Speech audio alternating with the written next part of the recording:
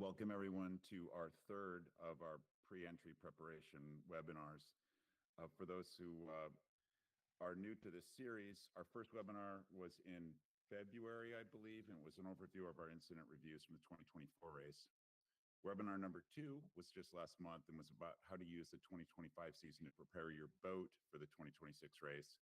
And this webinar tonight is about how to use the 2025 season to prepare your crew for the 2026 race. I'd like to introduce our presenters for this session. Thank you all in advance for that. Andrew Barton, Chair of the Qualifications Committee for the Bermuda Race Organizing Committee. And he's a longtime CCA member, a veteran Bermuda racer, and a professional delivery skipper. And he's the chair of our team that will review every single entry application for our 26th race. So listen carefully and remember his name because you may have questions for him later. Ann Noble-Kiley is the Safety at Sea Program Coordinator for the CCA Safety at Sea program. Ann and her team run all of the Safety at Sea hands-on training courses offered by the CCA. And Dan Litchfield, owner and skipper of Hound. Dan has now completed 6 Bermuda races. In his second ever race as PIC, his beautiful boat Hound, he nearly nabbed the St. David Lighthouse Trophy, and he knows a thing or two about putting a team together. Thanks everybody for joining us.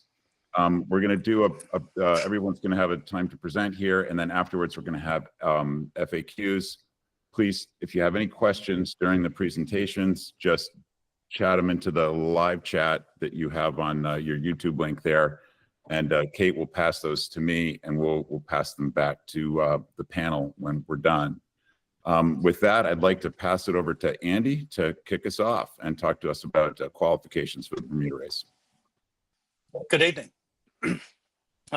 Excuse me, not looking at the camera. I'm reading from my teleprompter here. In the course of logging nearly 500,000 miles as a delivery skipper, including several transatlantics and sailing between Newport and Bermuda more than 100 times, I've found that the worst conditions and scariest conditions I've ever experienced have been between Newport and Bermuda. Think 90 knots of wind and clear blue skies and alpine scenery. It was not something that I want to do again. But anybody who sails between Newport and Bermuda has to be prepared to encounter these conditions. And bear in mind, the qualifications committee is here to qualify the crew and not the boat. We're very demanding, obviously, when it comes to assessing a skipper's qualifications to receive an invitation to enter the Newport Bermuda race, for the simple reason the person in charge, in PIC, can find themselves in conditions as similar to that I just described. Those are potentially deadly situations, and he or she needs the experience and skill to ensure a safe outcome. If the skipper or owner of the boat does not qualify to be PIC, a crew member can be designated, but that crew member must be prepared to take charge and call the shots in an emergency, and must do so when he or she decides conditions warrant. The responsibilities of the PIC and the reserve PIC are myriad. You're not just calling the shots if the passage goes smoothly. If things go pear-shaped, which will almost invariably happen at 3 o'clock in the morning and be accompanied by chaos, you'll be in charge of making sure the boats are operated in a seaman-like manner and that the crew is kept safe. Your duties include making sure everybody is as well rested as possible and well fed. You have to be comfortable making sure most everything on the boat is done the way you think is right. This includes training, right down to making sure that everyone on the boat can tie a bowline in the dark behind their back with their eyes closed in the shower 100% of the time. I don't do well at knots is not an excuse. And you have to be comfortable with giving actual orders to your friends and knowing they'll be followed because your friends have confidence in your expertise. You'll need to make sure that you or someone else on the boat understands engine mechanics. As you may have heard, several boats reported fuel problems in the previous race, and that affected their ability to charge the battery, which runs the bilge pumps and all your nav gear. And I'm betting no one's carrying a sextant, or very few people are carrying a sextant in the race. So experience is your guide to making the right decisions. So how do you acquire the experience to qualify for an invitation to enter the Bermuda race? Well, the time to start is now, not a month before the race. And you need a robust level of experience aboard, not just the PIC and our PIC, but it's good to have experience together as a crew. Practice your checklists and don't just memorize them. Ideally, you'd sail to Bermuda and back with 80% of your crew, show your log, and spend at least 80% of the time under sail alone. More realistically, one thing we may accept is sailing due south from Block Island for 250 miles and turning around and coming back. If you do that, keep a detailed log every couple of hours and be prepared to show it. And we will check it. Before you depart, get in touch with the qualifications committee and we'll tell you what info we'd like to see. I had one potential reserve person in charge list as qualifications, being watch captain on a delivery from Newport to Martha's Vineyard, 45 miles away. That was not quite enough. So the more experienced the skipper is, the easier it is to get crew. Dan's going to talk about that.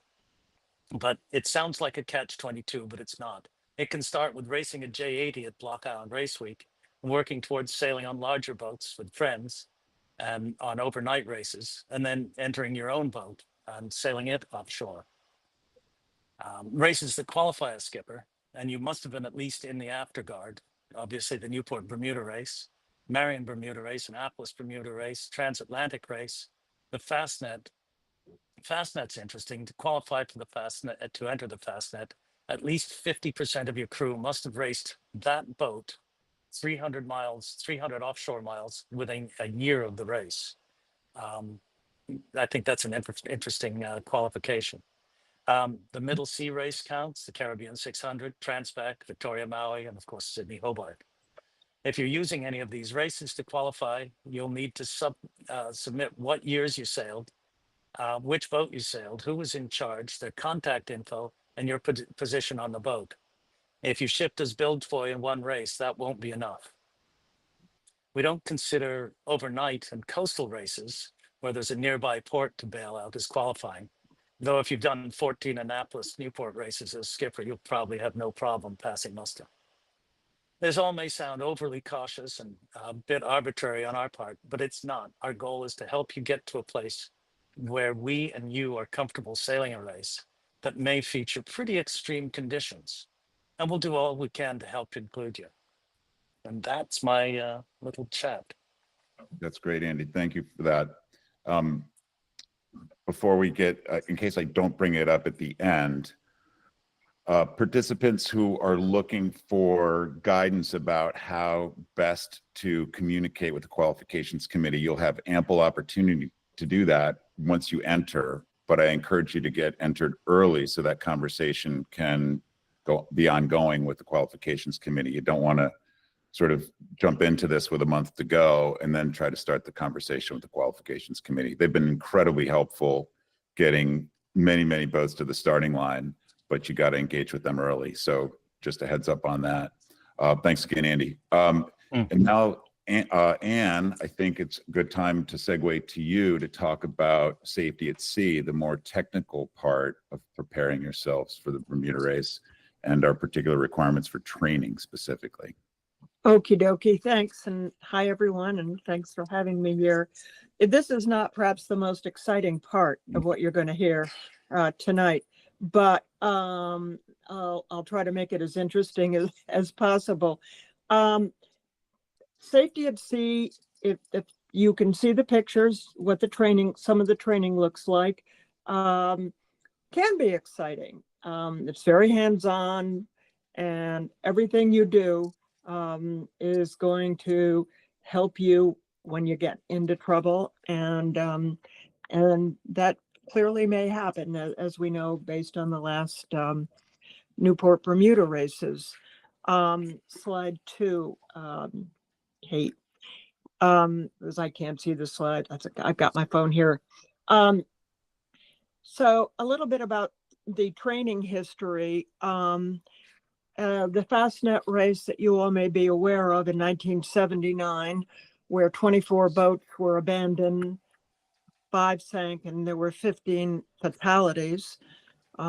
This was a disaster of great proportions and led to significant improvements in the world of safety, not only in boat design and equipment design, but also in a clear need for safety at sea training.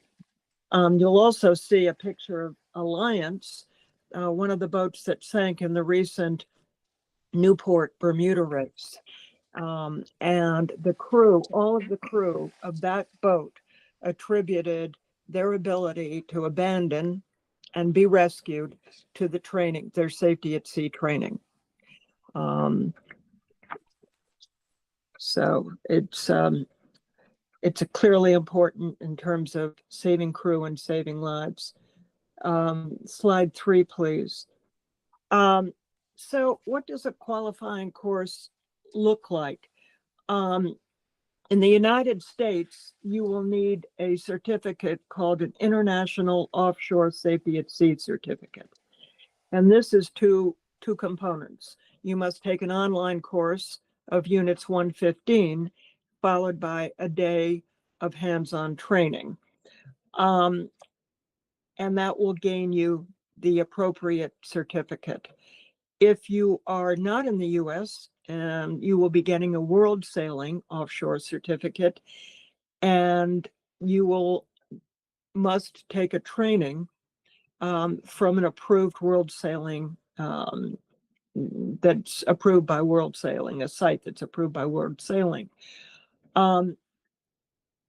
If it's a World Sailing certificate, the course description must include World Sailing approved offshore personal survival course. And it may carry the World Sailing, should carry the World Sailing logo and mention special regulation 6.01 and 6.02. So that's what your certificate needs to say in order to qualify it. And we'll show you some certificates that qualify and don't, because a lot of folks submit a whole bunch of different kinds of certificates and they'll get rejected. And then you'll be having to start over. So the best thing to do is to know what it looks like and what you need to do and save yourself a lot of time. So with the next slide, I think, Kate, we can see, let me just look on my phone here. The top certificate is a demo and it shows a proper certificate. This is a United States certificate. You can see where it says International Offshore Safety at Sea. The word international is key here, and hands-on training. You can see that it's got a little World Sailing logo, and it's the certificate. It was issued by U.S. Sailing. So that is a winning certificate.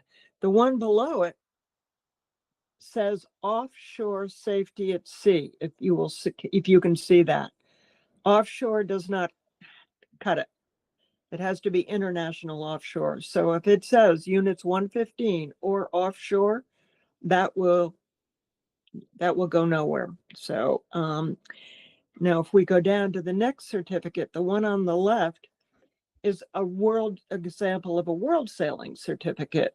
And you will see there, it's World Sailing approved for offshore. And you will also see that in tiny, tiny print that it meets World Sailing Special Regulations 6.01. And that was issued in Sweden. So that's a winner for a European certificate. The one on the left says Offshore Safety at Sea. You may have taken one day hands-on course, but that in of itself will not work. So I think these things get people a little bit muddled. It's a little confusing.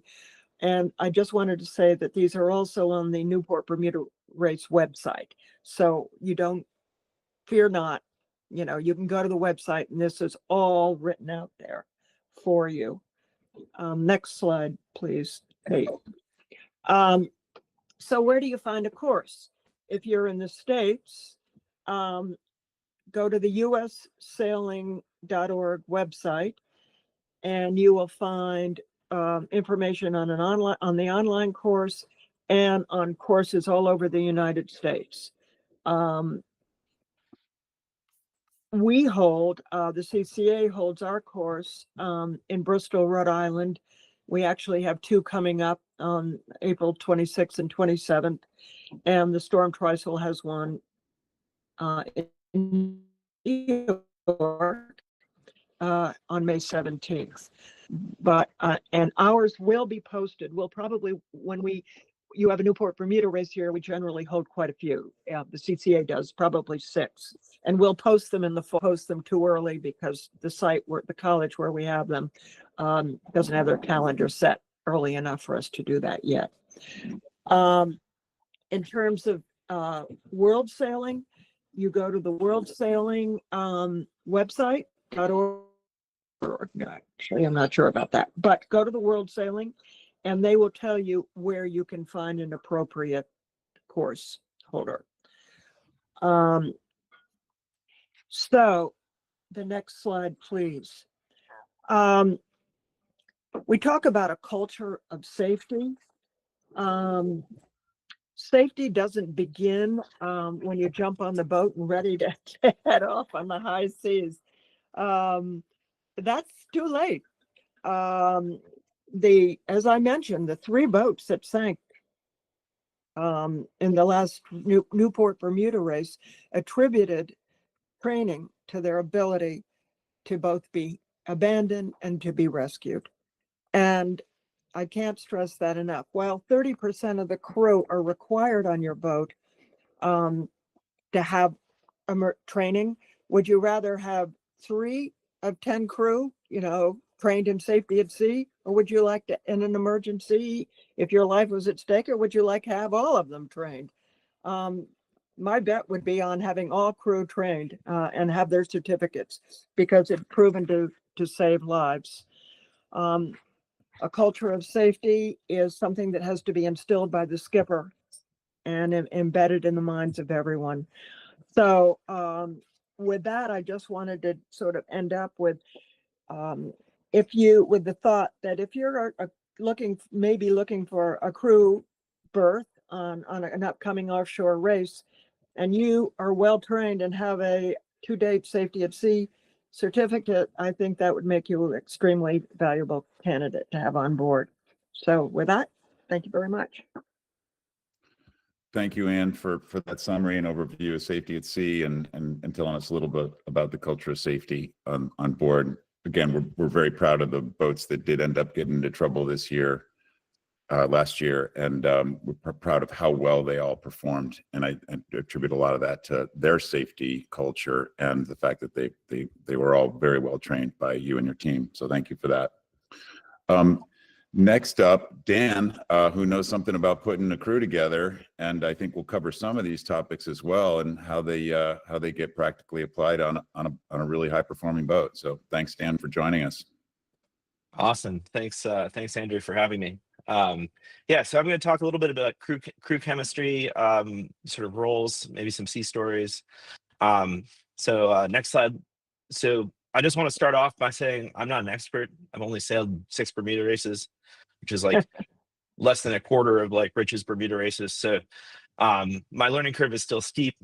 But my plan was basic, crew for the best. I did 4 Bermuda races as crew, 3 on Arcadia, 1 on Snow Lion. Observe what those teams had in common and try to recreate that on Hound. Next slide.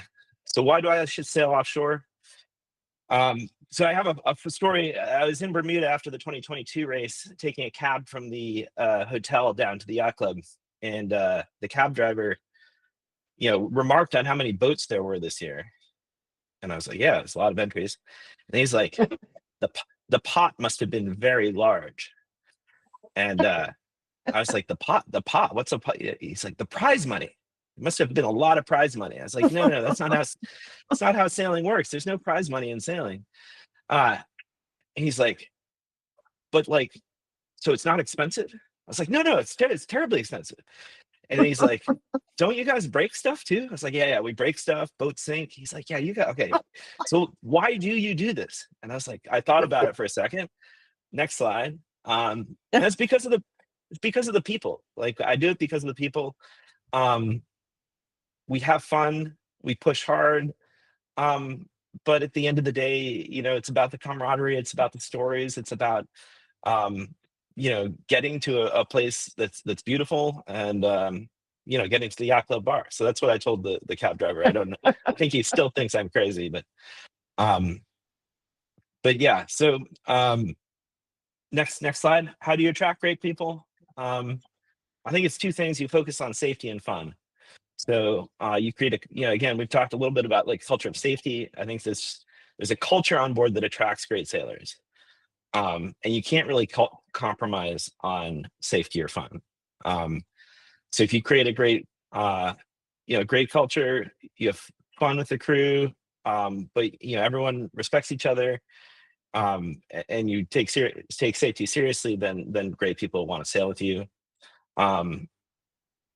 You really need to watch out for shouting and micromanaging. That's not really what great people. That's not what attracts people to programs. Give people a chance to get involved, have ownership. So we'll talk about a lot more about these later. The quote I used to say is that an owner should provide a sound boat, good starts, and good meals. I said that about an hour before being OCS in the last Bermuda race. So I got like 60%.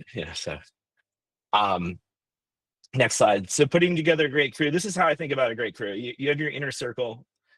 These are the people who feel deep ownership over the direction of the program.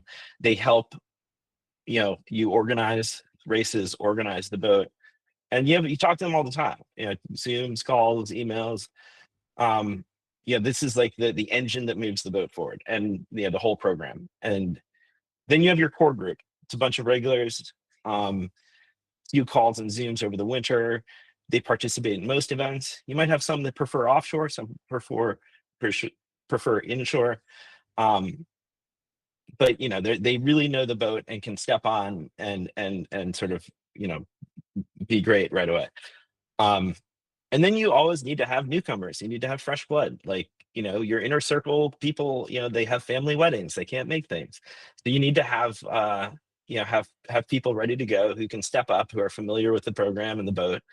And it's also a great opportunity to get new people out, learn new things, how other people are doing.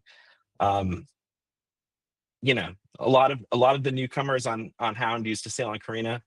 Not too much of a mystery why that is. It's like, let's learn from the best, and really try to figure that out. So on Hound, we've sailed 4 600-mile races in the last 4 years, 2 Bermuda races, 2 Caribbean 600s.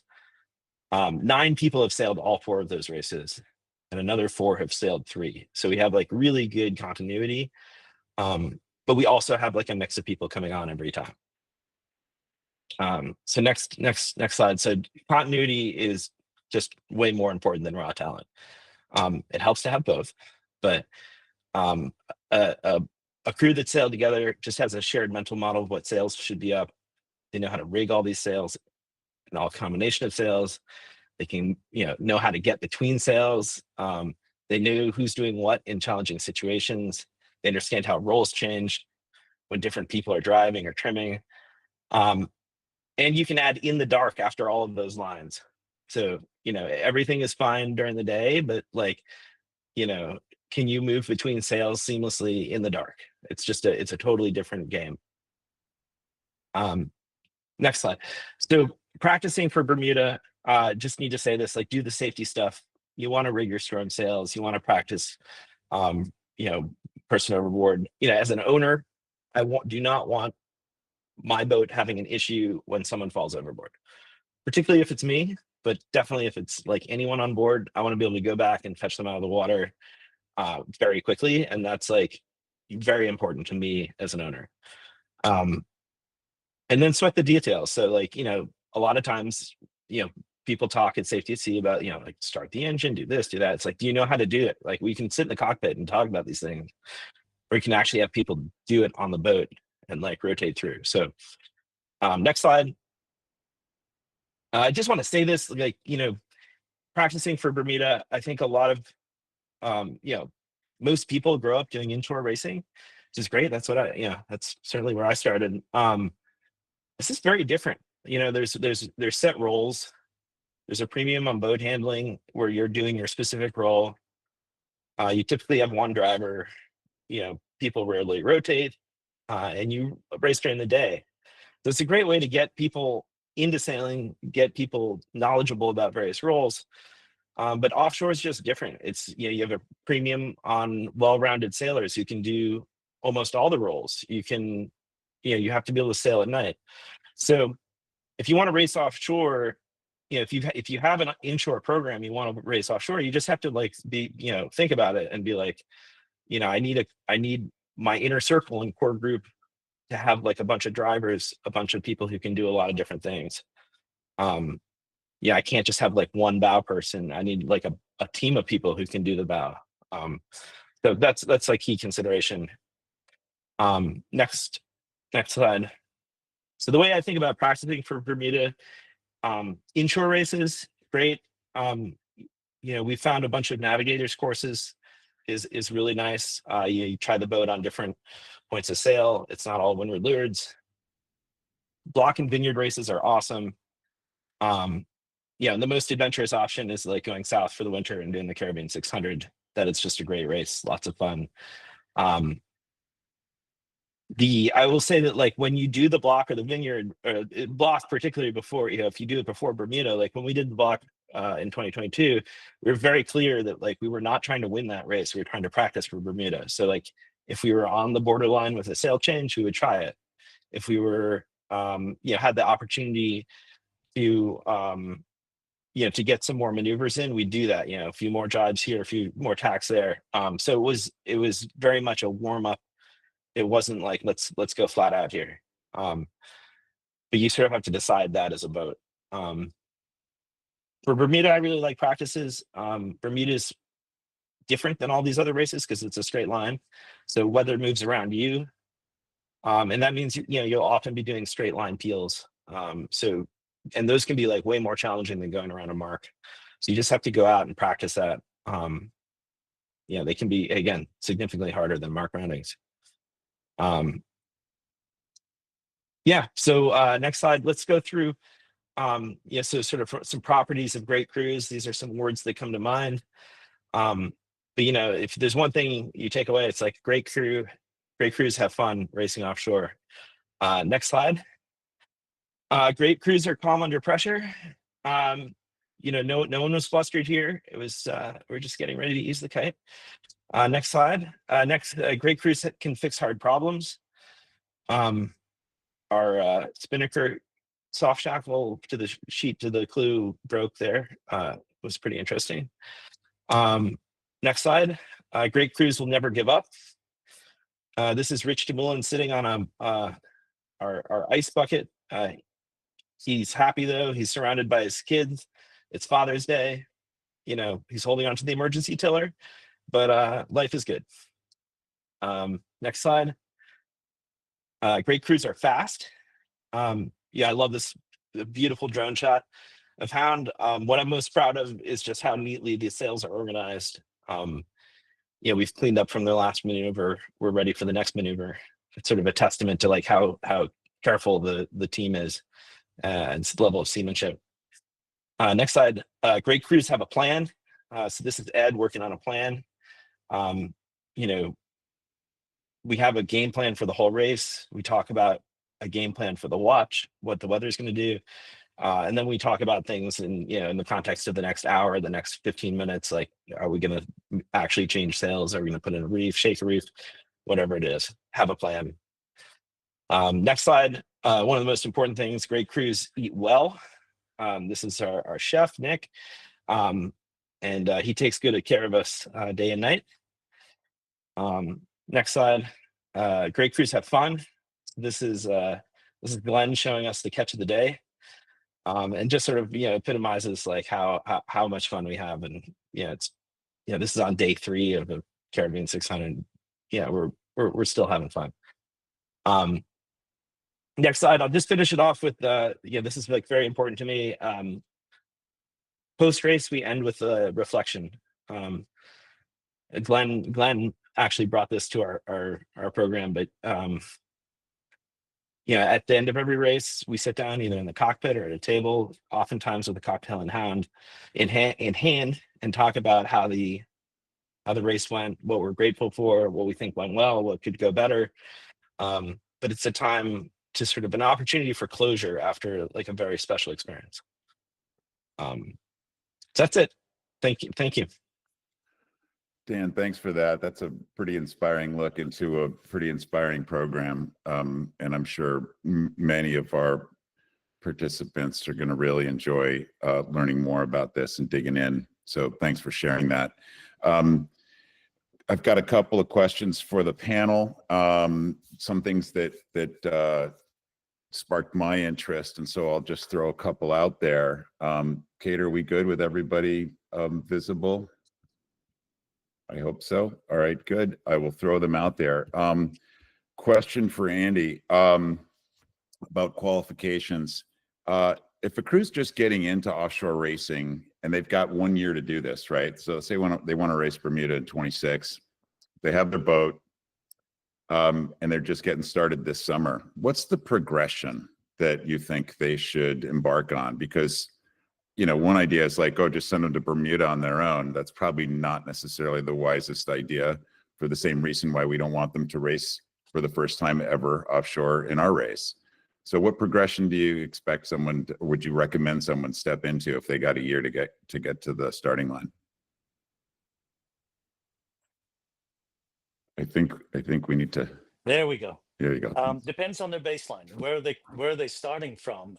If they've all been doing vineyard races for forever together, that's one thing. If this is their first ocean race, then probably they're going to be their best bet is to sail with another crew on another boat, for the reasons we outlined.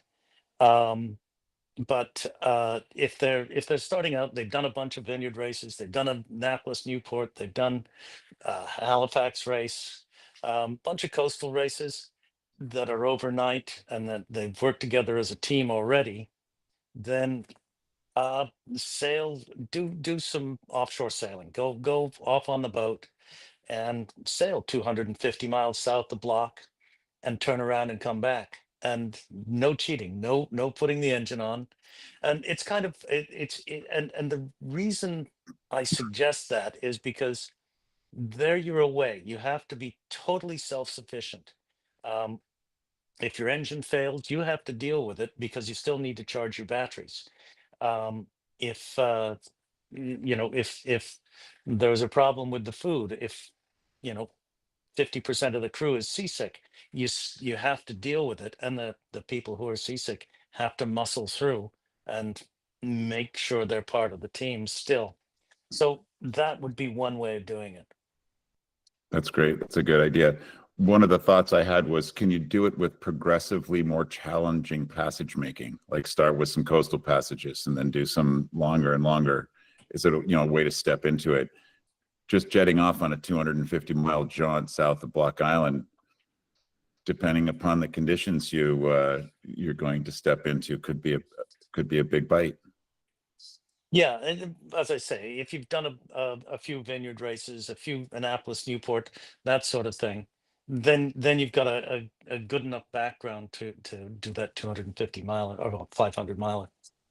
That's great. And that's going to provide you with some good, valuable experience. And we'll take a good look at that too. Great, good advice. Anne, question for you. For sailors that are anticipating racing in 26, is there any reason why they shouldn't take a course as soon as they can? Like, is there a reason to wait until next spring, or should they just take a course immediately if they have the time and a course available?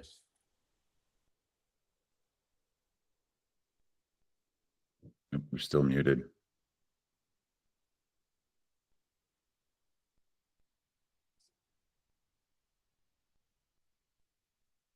And still muted.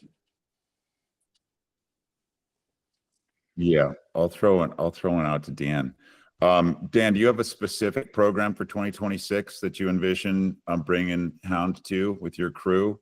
Obviously, you've got some racing that I know of already queued up for this summer, but what's queued up for spring of 26? Yeah, in 2026. So this summer we're practicing for the next Bermuda by doing a transatlantic and a fastnet. And then 2026, we're going to do Caribbean 600 and the Bermuda race. That's great. So looking forward to it. You're putting some miles on that boat. That's really good. Question about your 2024 race. Was there anything after the race? Obviously, you guys are a very well prepared program. Is there anything after the 2024 race during your reflection, which is a slide I'm looking at on my screen at the moment, where you felt, gee, we didn't quite prepare for that? I mean, I think I have to say like the start, but yeah, there are two tricky parts of the 2024 race. One was just getting away from Newport. It was the only time probably in my, any of us on the boat could remember discussing which side of block are we going to go on. That was weird.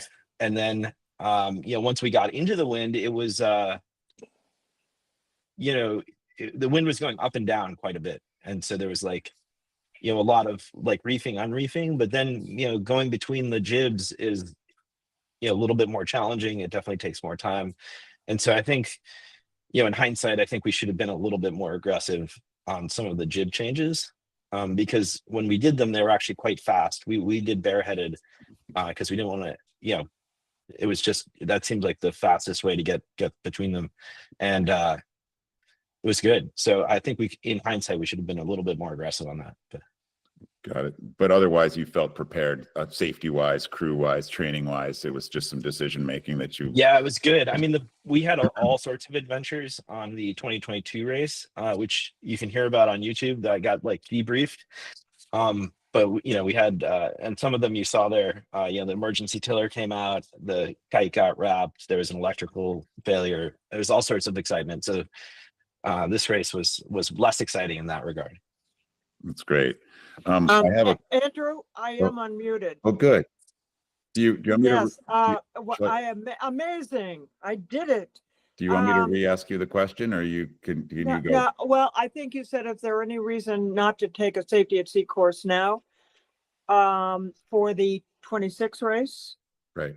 And update your certificate, you absolutely can do it, because the Newport Bermuda race allows you to do 3 races. So that would be 6 years. Well, your certificate is only 5 years. The race gives you 3 races, so that if you decided to do a training this spring, you would still be eligible to do the 26, 28, and 30.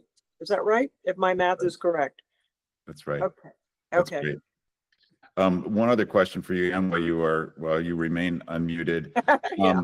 We often get the question of whether or not the STCW training course that a lot of commercial sailors take qualifies for our race.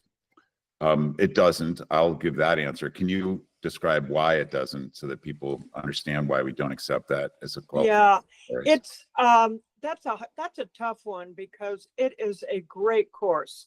I hold that license. I've been to that training, so I can attest to it. In many ways, it absolutely does qualify, but it's a commercial license, and basically, from what I understanding, is the race says it doesn't deal enough with sailing, and it just simply is just too commercial. So while you will not go wrong with that training, that is not the right certificate for this particular race. Right. So Good answer. That's great. Good experience, but not exactly this experience we want for sailing in small boats. Correct. Got it. Great. Dan, I have one other question that sort of is a safety culture question. Obviously, you have a culture of safety on your boat. One thing that struck me in one of your slides was your chef Nick wearing gloves as he's preparing the meal. I think that might be the first and only boat I've ever seen racing to Bermuda where the chef's using gloves. I think that's extraordinary. It's actually, it's so he doesn't have to use utensils. So he like, yeah, we warm it up and then he like scoops it into bowls and he has like, you know, gloves on under those gloves. But anyway, yes, it's very, we take hygiene very seriously. But I see. So it's partly safety, a culture of safety, but mostly to save the weight. performance, yeah. That's great. I love it. Let's see if I have any other questions that came up. Anne, one more for you. I know that people have asked, and I know there's the existence of a refresher course for safety at sea. What is that? Who's eligible? How do you find them? What is a refresher course? Now, I can't answer for Europe, world sailing, how that would, I can only answer for the States. A refresher is that if you have a certificate within 2 years of the expiration date of your certificate, you can take a refresher course, which would simply mean that you only have to take units 11 through 15 of the online course, and you still need a day of hands-on training. I see. So the refresher course really just avoids the necessity to take online 1 through 10. Right, 1 through 9. exactly, which is a few days of work. So yes, it eliminates some time for you. And you can do that within 2 years of the expiration of your certificate. That's great. Okay, thank you for that. Kate, I'm seeing on my phone that I do not have any other questions that came in from our audience. So unless the panelists might have questions for each other, which is totally fair game, I don't have to ask all the questions. Unless we have other questions to pose. I have one for Dan and a suggestion of how he could save weight the way we do on my boat. We have carbon fiber toothbrushes, and we chop them in half, and we have one toothbrush for each 2 people. So we share. So we keep the weight low that way. Right. Doesn't quite meet the hygiene requirements that Dan has on his boat, but that might be it. Yeah. What's a toothbrush? Well, I want to thank you guys very much. Thank you, Anne. Thanks, Dan. Thanks, Andy, for taking the time to prepare for this and participate in it. Those who are watching, please reach out to Andy early in the process if you've got any qualifications questions, because the sooner you start that dialogue, the better. It is a process for most of our entrants. It's a process, not just a statement. And qualifications team is very, very good about getting you through that process. For new entrants, we also have an ambassadors program. So if your questions are beyond just the qualifications part of it, but how you're getting your boat ready, how are you doing other things in the entry system, how you might deal with ratings and things like that, we have an ambassadors program. Please, on our website, find that program, reach out to the chief ambassador. He'll assign someone to you guys and help hold your hand as you go through the process. We also have a crew finder, crew networking component on our website. Please go find that if you're interested as a crew member to get onto a boat. I'm guessing Hound's going to have plenty of room on their boat, right? For all these races they're doing. Thanks again, you guys, for joining us. Thanks again to our sponsors who are always important to help us put together this, not only this webinar series, but our race in general. And finally, everybody, please join us for our 4th and next to last webinar that we're going to hold before entry opens. The next webinar will be on May 14th. It will focus on Gulfstream weather and navigation. Our panelists will be Frank Boland, Chelsea Freyas, and Stan Honey. So it should be a really interesting program. and it'll get you sort of more into the racing spirit, because we're going to get into some tactics and strategy stuff. And then our final one will be just before entry opens, and we'll go over any changes for the 2026 race and how to navigate our entry system. So that one will be probably in June. Thanks again, Dan, Andy, and Ann. We'll see you again in a month.